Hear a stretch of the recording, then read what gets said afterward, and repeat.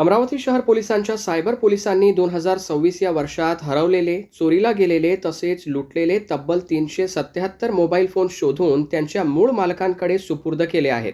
Police आयुक्त कार्यालयात आयोजित कार्यक्रमात संबंधित नागरिकांना त्यांचे मोबाईल परत देण्यात आले.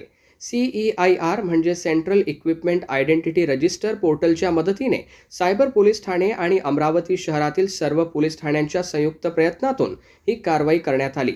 जप्त करण्यात आलेल्या मोबाईल फोनची एकूण अंदाजित किंमत 66,63,800 रुपये इतकी आहे. तांत्रिक तपास आणि सातत्यपूर्ण प्रयत्नांच्या आधारे अमरावतीसह महाराष्ट्रातील विविध जिल्हे तसेच इतर राज्यातूनही हे मोबाईल हस्तगत करण्यात आले.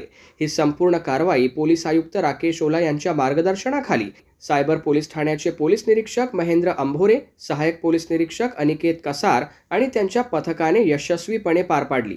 यावेळी पोलिसांनी नागरिकांना आवाहन केले की मोबाईल हरवल्यास किंवा चोरीला गेल्यास तातडीने जवळच्या पोलीस ठाण्यात तक्रार नोंदवून CEIR पोर्टलवर माहिती भरावी.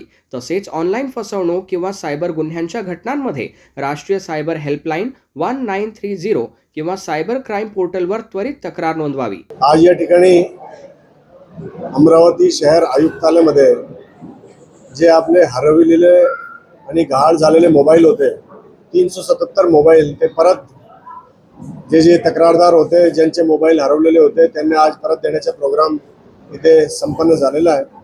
एकूण 377 मोबाईल ज्यांची एकूण किंमत 65,63,800 रुपये आहे.